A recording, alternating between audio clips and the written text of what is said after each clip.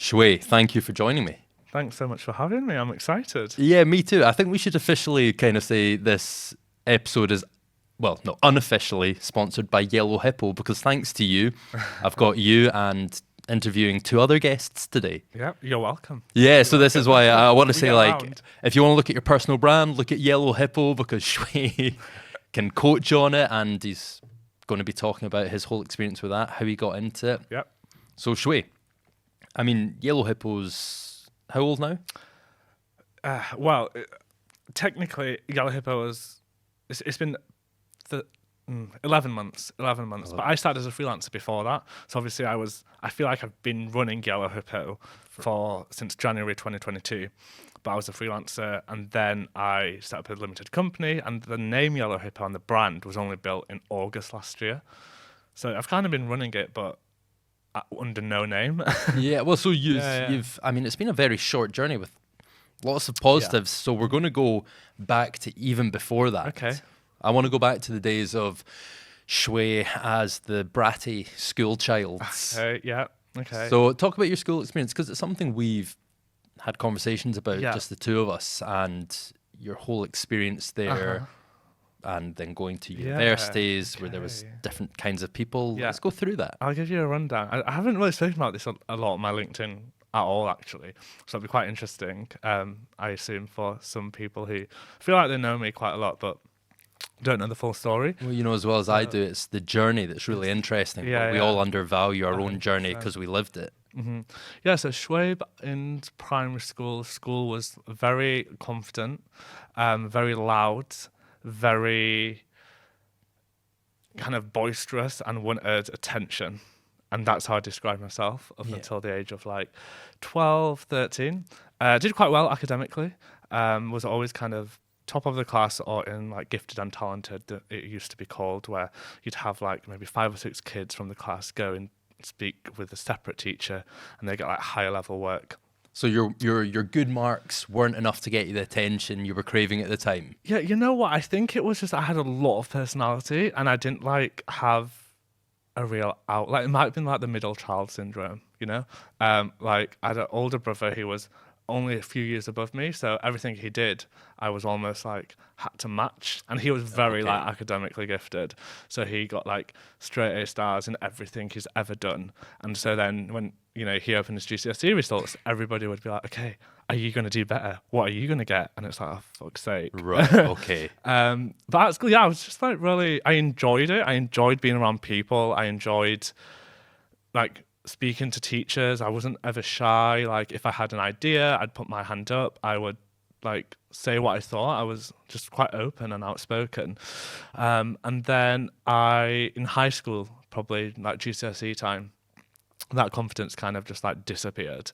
And now I look back at that time and then I've been trying to put it down to something and figure out why that was. Did people point out at the time, your parents or teachers, No, or were they no. happy to see you get calmer? No, I don't think it was ever, I was never like in a negative way, like Okay. loud. And I think I was just very confident and I was somebody who'd put myself forward for everything. Like any extracurricular things within school, I'd be like, yeah, I'll do it. I'll lead this. If like we're working in teams, I'll be the man, like the leader. I'll manage this.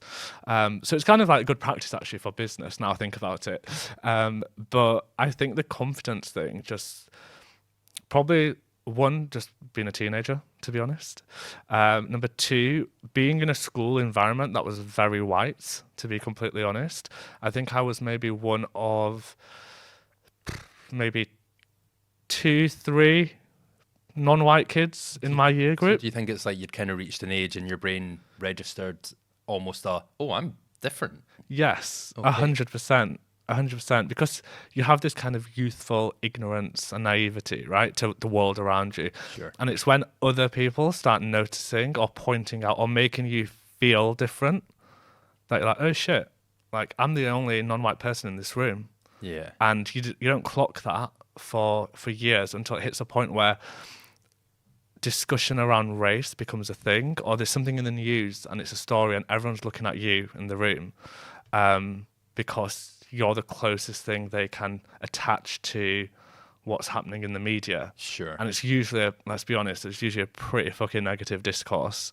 around like Pakistani, Muslim, immigrant parents, Yeah. like that kind of story. Was it like one day did somebody say something racially charged to you, and then Oh, you were yeah. like, okay, well this is not what I've experienced before. Yeah, that happened loads. I feel like there wasn't a one specific experience. It was just like a thing. Like I remember in like primary school at the age of like 8 or 9, like comments being made. But even then, like I didn't think of it as a thing because I was just like I was so confident in myself. I was like, I don't care. Like it literally was water off a duck's back. Yeah. And then when I got to high school, I also played football. So that was probably, so that's worth mentioning. I played football for 7 years between the age of 8 and 15 outside of school.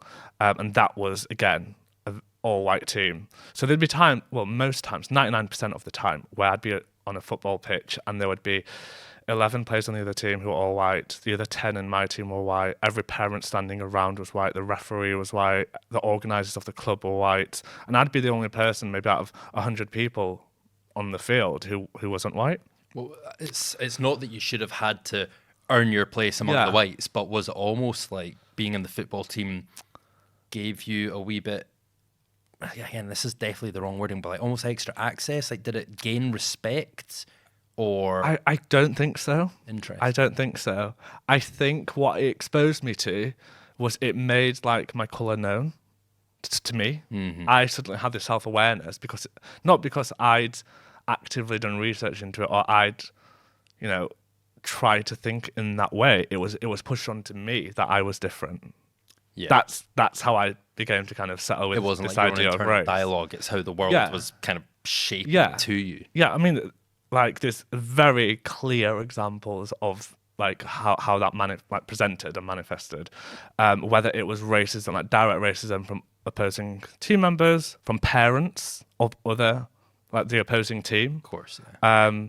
Or like if I tackle someone and they'd think it was a foul, typically it'd be like foul, like ref, but I'd hear like a more colourful language used, right? That was pointing out that I was different to everybody else. Also, people on my own team, like, to be honest, looking back, you almost self-internalize what they're saying, and then you don't want to be the butt of the joke, so you want to be in on the joke, right? So I'd say stuff before somebody else had the chance to, because I knew it was coming. Like a preempt. Yeah. Which I really hate about myself. Like, I hate that I did that. I hate that I played into it because that was like the safest thing to do at that time. Which I don't like. I understand why I did that, but looking back, that's one thing. If I could go back and change, it would be obviously now I have the confidence and the knowledge and the understanding to be able to say this, but back then you kind of make the joke before somebody else can. Of course, yeah. Especially with guys, the communication style is like banter and wind up, and it's very hard to know where the grey line of have they said something 100%. Out of line, or am I being too sensitive because it's banter? Right? Yeah, and especially like in sports in general, right? Yeah, and everybody has something. Like everyone in the team has something that's used as banter. Of course, mine just so happened to be skin color or race or religion or those kinds of things. But yeah, that probably knocked a bit my confidence. Like I wasn't actively aware of it, but definitely looking back on reflection, I think that was the case. And then also in school as well, I had kind of like quite bad anxiety in like GCSE time. So year 10, 11, I was 14, 15. Because of all these kind of triggers, or it was just another... I don't want to put it down to that one thing alone. I think it was just maybe hormonal teenager, to be honest. I remember like going to school and I'd take like a spare shirt because I'd be sweating so much, and I'd get changed in the bathroom at lunchtime. And then I'd like sit at the back of the room, hoping no teacher would like ever question me or anything, which is obviously quite a jump from being a very like loud, putting yourself first kind of person. And then I think for me the best thing was like academics, because that was one thing I could control. Yeah, like. In any situation, I could control the outcome of my results. And so I did really well at school. I got like 9 A stars at GCSE, A stars, A's at A-level, did 4 A-levels everyone... Well, doing well in school isn't usually rewarded by your fellow pupils either. Did that come back? No, I feel like I had my friendship group... like all of us are quite like academically smart. We've all kind of done well. So we all kind of inspired, motivated each other and uplifted each other as well, to be honest.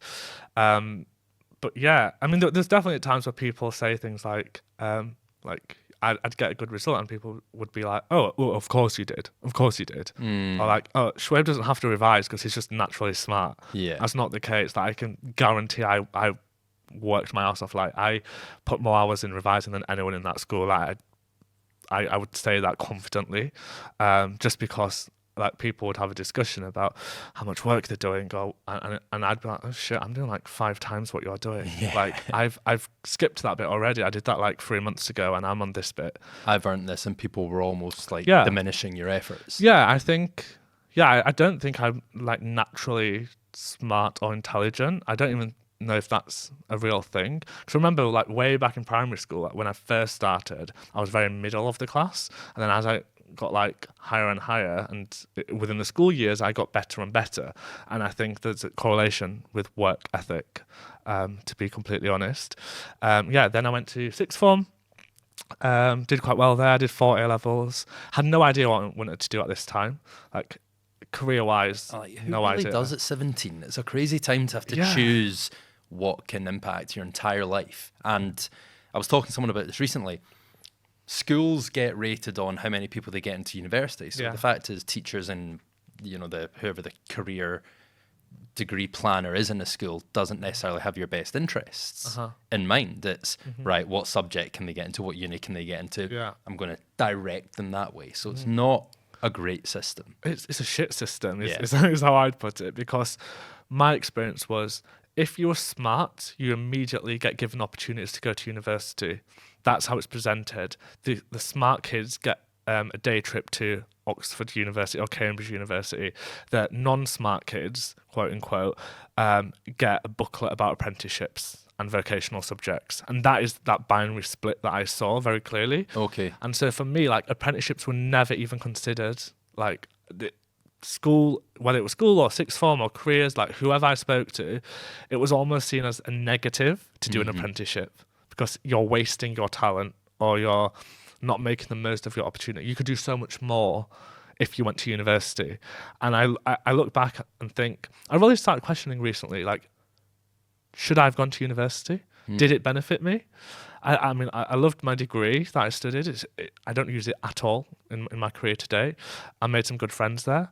But I could have fast-tracked my career and my growth so much by having an apprenticeship, working, earning, gaining skills, actual practical experience. So I think there's a lot in the education system that needs a bit of a revamp. For sure. And I think it starts with kind of these outdated attitudes that to do well in life, you need a degree. And we know that's not true, because universities are massively oversaturated right now. People are leaving university with first-class degrees from Russell Brick universities and not getting jobs for like 2 years. I know loads of people like that who left Durham University with a first-class degree, struggling to get work, taking bar jobs or volunteering, because the career that they thought would just be given to them on a plate, now that they've got this certificate and they've got this grade on a piece of paper, suddenly, oh shit, it's not working. Like, this isn't opening the doors that I thought it would, which I think maybe 20 years ago is the complete opposite, right? Sure. That was like you're passed into an organisation and you're set for life. It's very different now. People want like creative thinkers, practical learners, people who can go into an organisation and actually make change, not people who can prepare an answer for a report and then write the report in an allocated amount of time that has no bearing on their actual people skills. Well, it's not fit for purpose. I want to say there's been for a while an awakening to the problem with the education system, and degrees aren't worth the paper that they're written on. I mean, I did social science. I liked modern studies in school. So would I go off and do politics and international relations, which is you could read a newspaper and some history books and kind of bring yourself up to speed on that. So, yeah, universities are just so full of people coming out with degrees, and they're just like clones of each other. And businesses are like, right, well, there's no real value in them anymore. Now, I sadly don't have the answer for it, but people know the system's been broken for a while, but there's just no sign of change, except people like you and me getting a little bit older and being like, maybe this wasn't the right way, and maybe you can start imparting some wisdom to others, being like, listen, there's another path, there's another way, here's what I would have done. Yeah. And maybe it's creating content like this, sharing your knowledge, sharing your story, that it's giving that awareness to people who think there's only one path, and being like, guys, there's many ways to reach your dreams, reach your goals, try something new. Yeah, I think also, like you just mentioned, the creator economy has massively contributed to that, because now people can actually see somebody in a position where they want to be and realize that they didn't get there with a degree, or they didn't get there by following this conventional path. It's that visibility and that representation, because now anybody can upload a TikTok and say, this is how I got this job by the age of 25. And it's usually not the stuff you're taught in school, right? Or university. And the people are like, oh shit, like there's opportunities out there that we don't even know of or know about. And so it's kind of opening, it's almost leveling the playing field, to be honest. If you have access to a phone, an internet, a social media account, you can learn probably more from that than a degree. Which is funny, because a lot of people probably in traditional education, they probably want to undermine it. It's like, oh, people want to be famous for nothing. Yeah. Whereas it's not that. I think, I mean, we work in the industry, but this is how I view it. There's just, people have a natural urge to be creative. It's like, you know, in school you had to choose, if you did arts was almost considered like a diddy subject, right? But the brain just has an urge to like create, to do something, to do stuff you're passionate about. And people are like, oh, Gen Z's lazy, oh, millennials, you know, they're lazy. But it's more, who wants to like sit in a desk job looking at Excel documents? Apologies for anyone who is passionate about data and stuff. But it's, like you said, the playing field has been leveled for people to just create around topics they're passionate about. And of course they want to build that into a job and income around their passion. And I think that's why older people look down on it. They still think the university education is the way to go about it. And it's like there's total conflict going on between what people want, what expectations are, and it's a bit of a mess at the moment.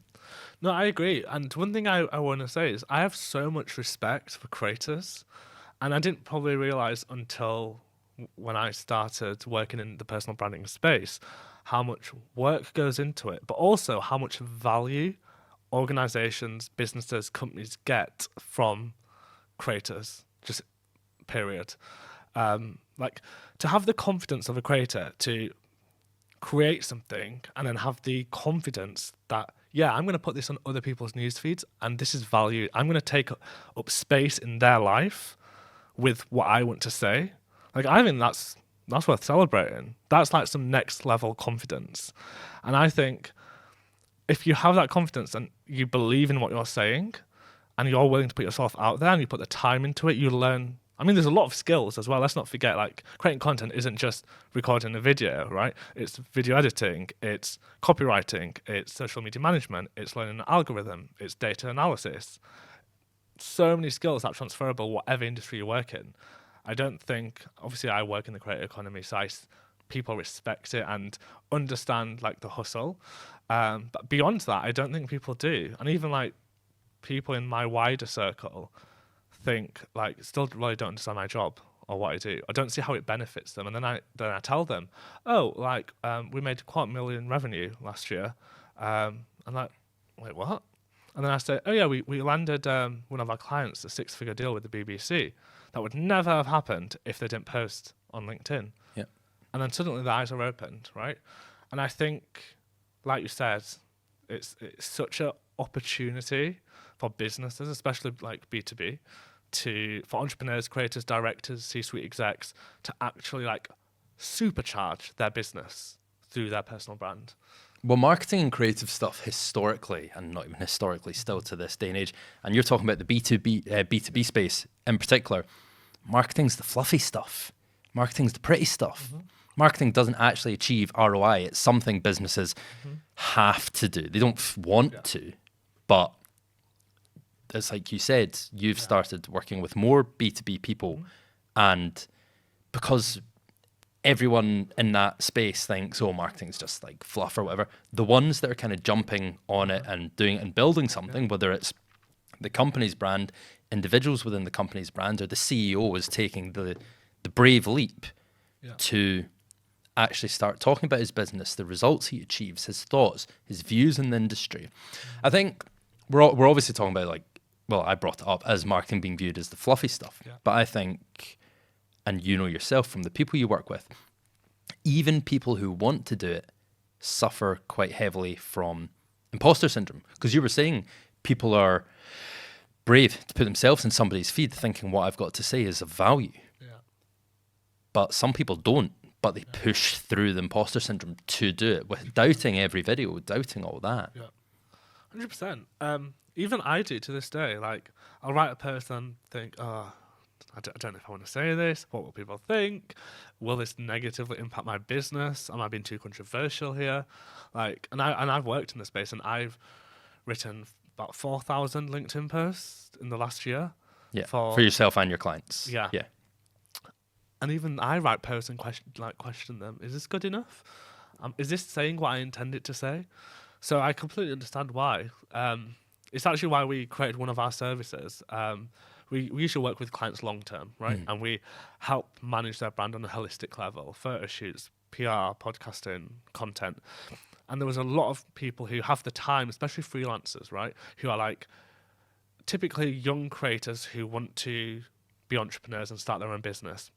So they have a lot of time, but they don't have a lot of money at the beginning. Yeah.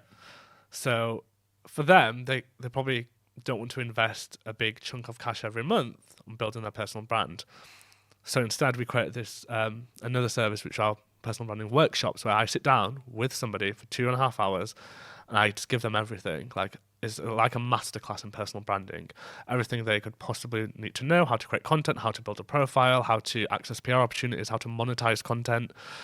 And the amount of people that have booked onto that, and one of the first things they say is, the main question is, how do I have the confidence? Like, I have all these ideas, I don't know how to get them out there. Or I write a post and then I delete it.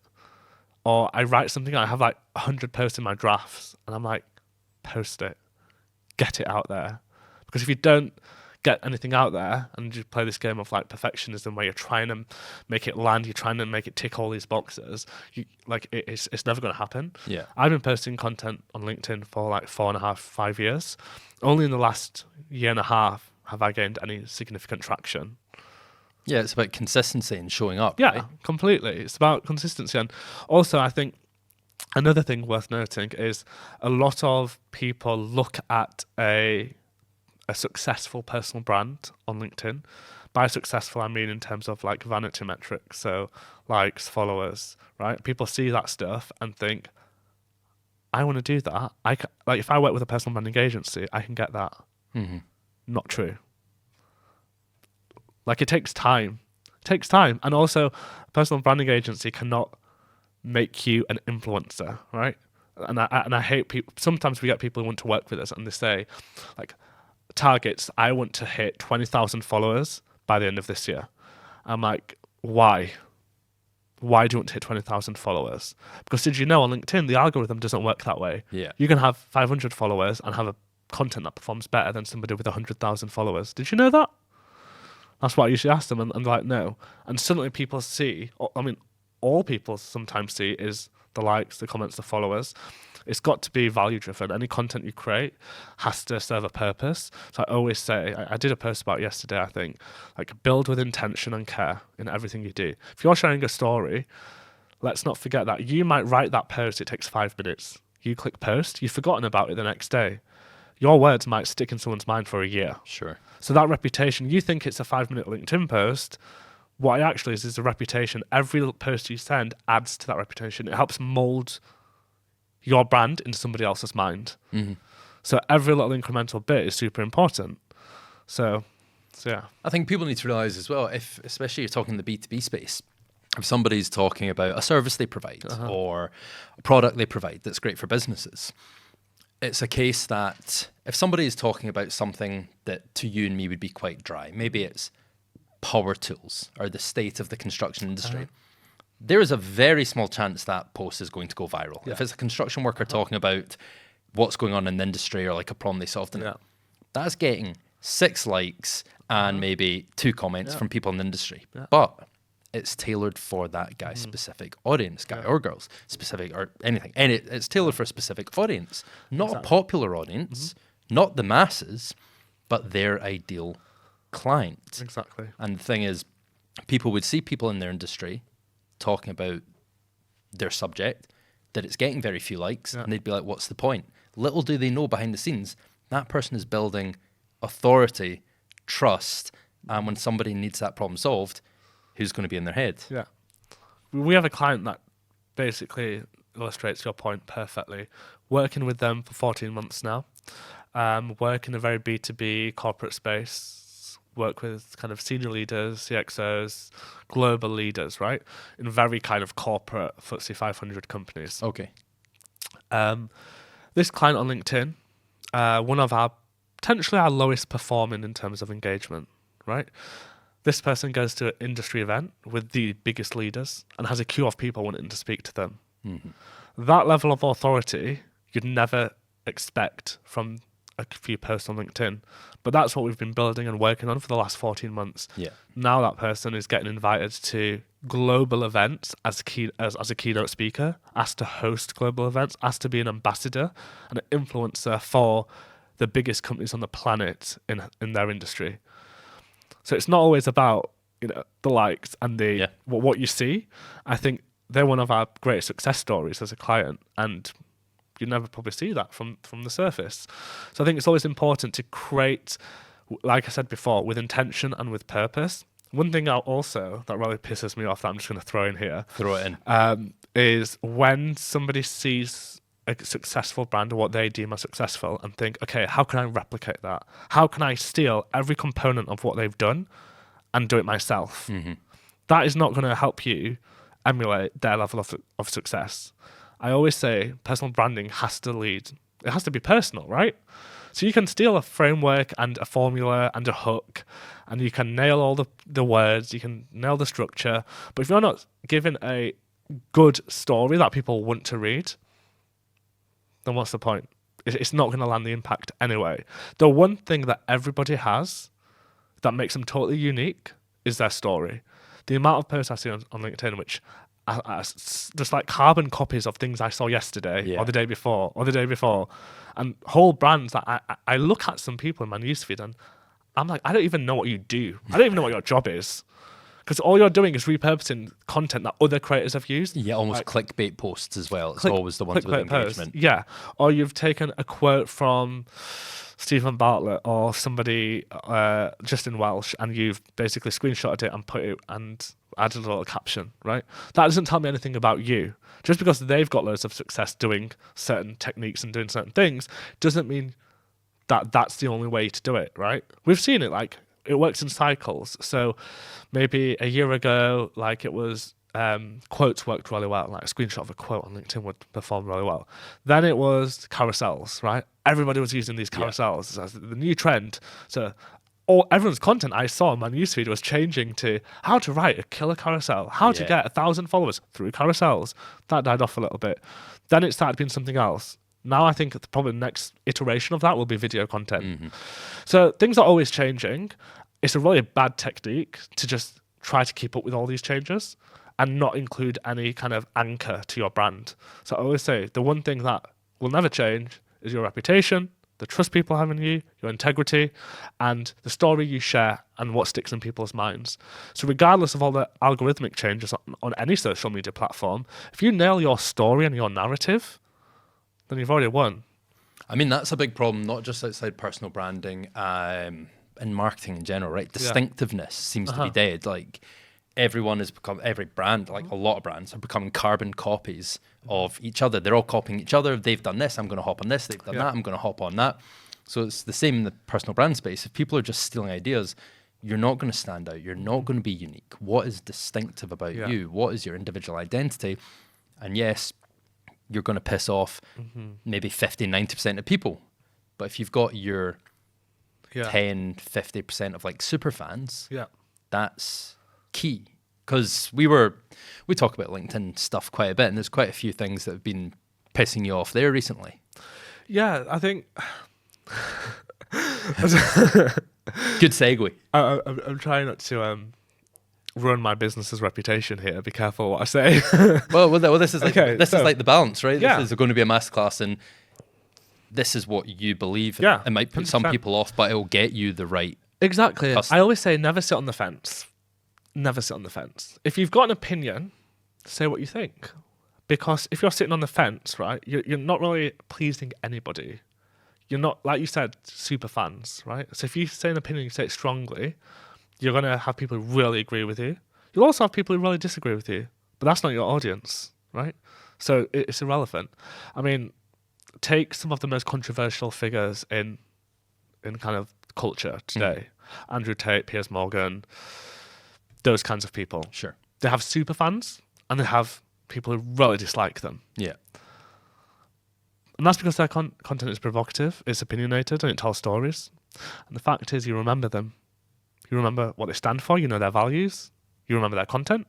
It's the same kind of logic. I'm not saying be a dick, right? I'm not saying go on LinkedIn, be a dick, post loads of like content for clickbait. Yeah. What I'm saying is, Get off the fence. Almost. you've got to have something like people remember you for. So if they're thinking, I need a service in this industry, you need to be the first person that comes to their mind because you've spoken about it and you've given your opinions on certain topics. They know where they stand with you. That's really important. I don't see that enough, I don't think. I think people are trying to, again, copy and paste templates, trying to please everybody, try and be nice and warm to generate loads of followers. And I don't think that's the best way to build a brand because you just get known for nothing, right? There's millions of other people doing exactly what you're doing. How are you going to stand out? The same point you made about distinctiveness. Another thing I think is really important to say is when you have a say you've got a young 25-year-old female influencer model, right? Building her brand is going to be very, very different from 47-year-old Barry who has a cleaning service in Rotherham. Yeah. Right? So you can't apply the same logic. You can steal all the templates you want. It's not going to work. You've got to know your audience and know who you're creating content for. So even with brands, if we widen this conversation to marketing, right? There's certain brands who are killing it right now on social. Duolingo on TikTok, absolutely nailing it. Yeah. Aldi's socials, sick, right? But what really annoys me is when I see brands be like, this is the blueprint, this is the model that all the brands need to use. Sure. No, it's not. That's the blueprint for Aldi. Aldi created that. It worked for them. That's not going to work for a startup with 5 employees selling a B2B software product.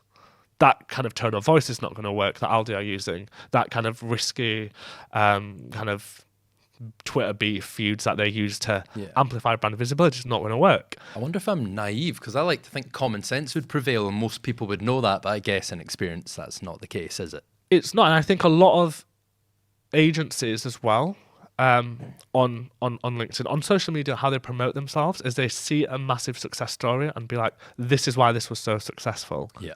But that's not going to be relevant to most people. Like Aldi already had a massive audience. You've got to think contextually as well, is something I always say.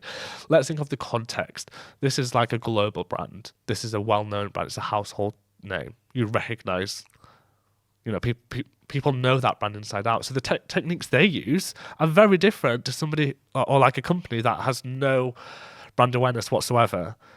And I think that gets missed so much. Like all I see on my LinkedIn newsfeed, maybe it's just mine. Maybe I need to do a better job of creating my newsfeed. But it's just like people sharing what other people are doing really well. And it's great to learn from. But what I love to see on my newsfeed is like, I've done this, XYZ, from nothing, and I've made it a success. This is how I did it. Yeah. I think that's so much more powerful than saying, look at this brand, they've killed it. I'm going to attempt to break it down with my 2 years of marketing experience. I'm going to attempt to explain how this global brand who probably have like 50 world-leading experts with thousands of years of experience between them, what they've done. Yeah. Like, you can't break that down. No, because people have been chasing virality for as long as the internet and social media has existed, right? And if there was a hard and true formula, there'd be viral posts kicking off every week, every day, Yeah. outside of TikTok, because obviously some Yeah. stuff goes viral there and continues a trend. Yeah. But outside of that, if there was a one size fits all, everyone would be doing it and it would be working. Yeah. And then ironically, the magic would be gone anyway if everyone was doing it. So yeah, there's education. There's a whole education piece for marketers or brand builders or whatever, that it's not just as easy as posting. It's like you said, think about what you want to do and also think about what's relevant to your audience. Yeah. But Shoaib, I want to get back into how you've got into LinkedIn, how we went Okay. to this path, because where we left off in the personal story side was you went off to uni and it wasn't maybe the right thing. Uh-huh. So how was your experience in university? University was good. Confidence come back? Yes, quietly confident. Quietly confident. Quietly Nice. confident.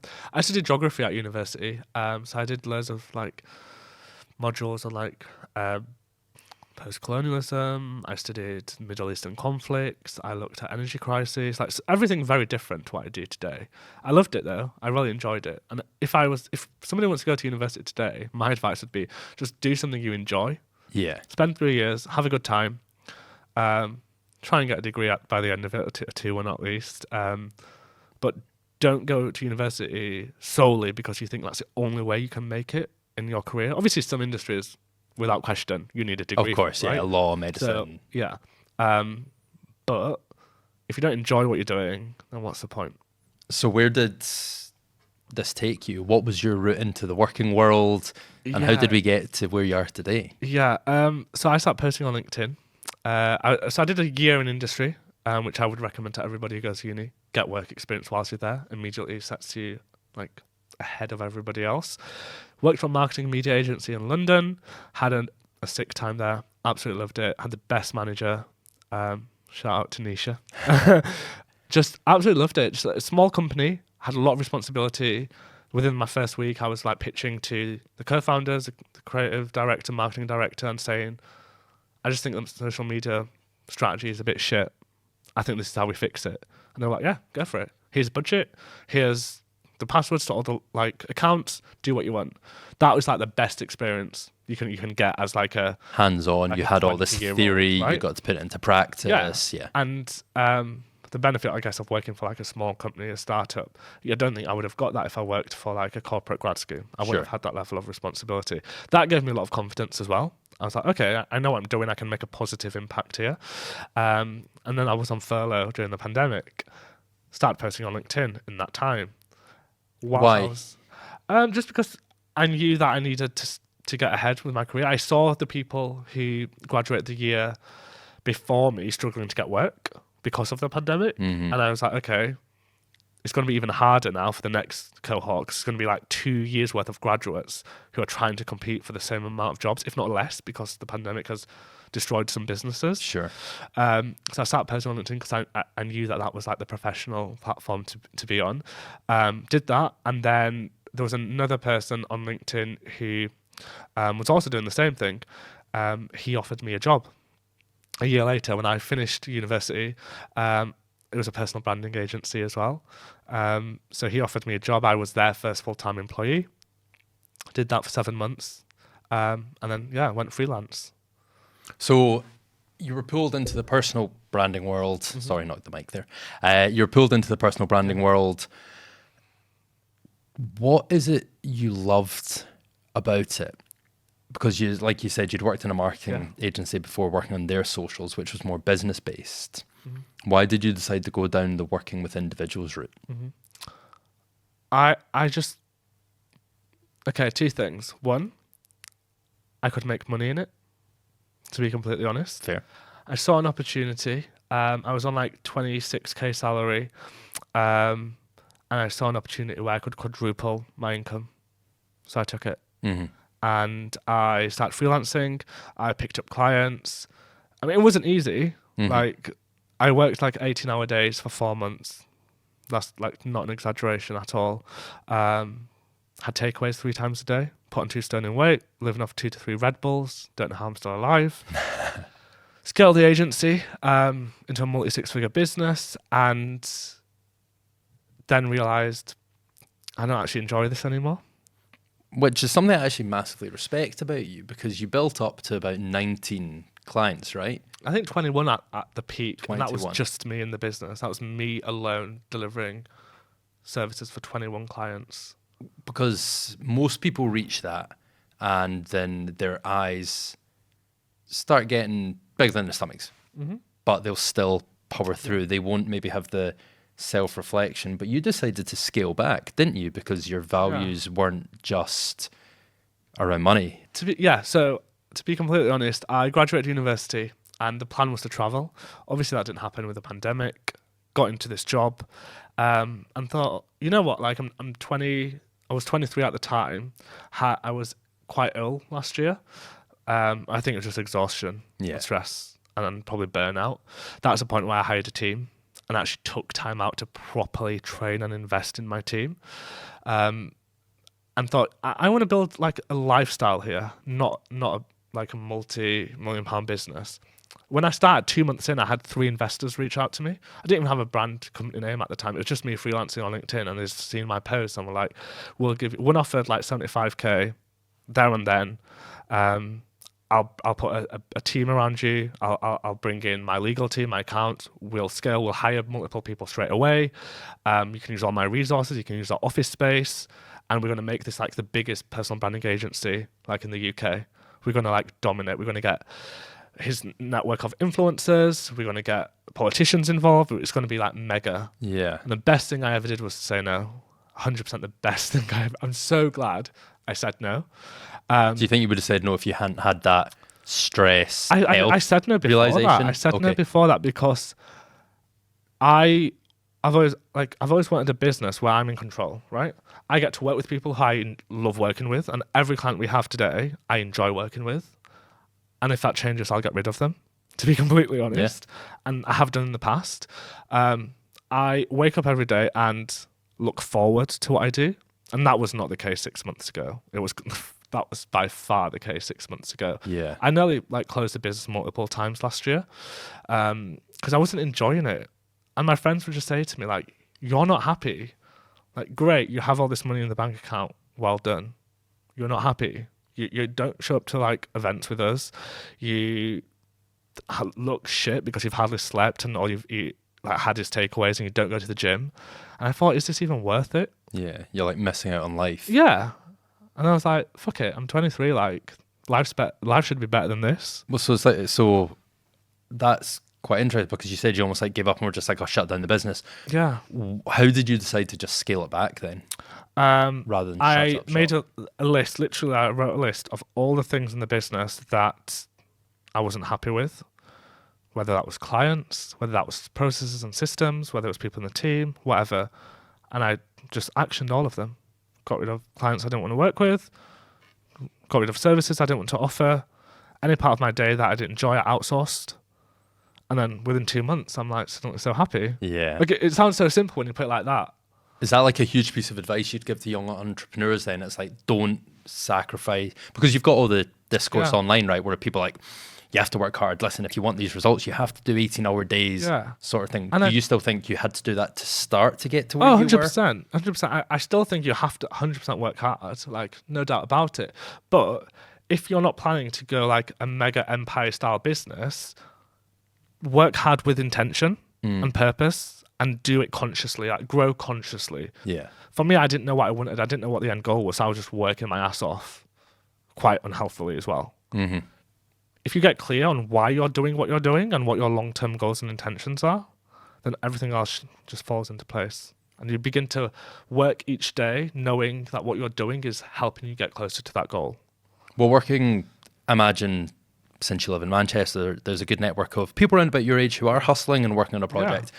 Do you see a lot of them falling into the trap of getting so excited about what they're working in, the project, the product, whatever it is, and they've not actually set a goal? Are you finding you're having to have a conversation with them a lot, being like, listen, guys, trust me, you want to figure things out, because it's quite an early, it's good you had that realization quite early on. Yeah, I think there's there's 4 or 5 business owners who have gone into the personal branding industry after me and reached out to me beforehand and said, look, I'm thinking of going into your space. Do you have any advice?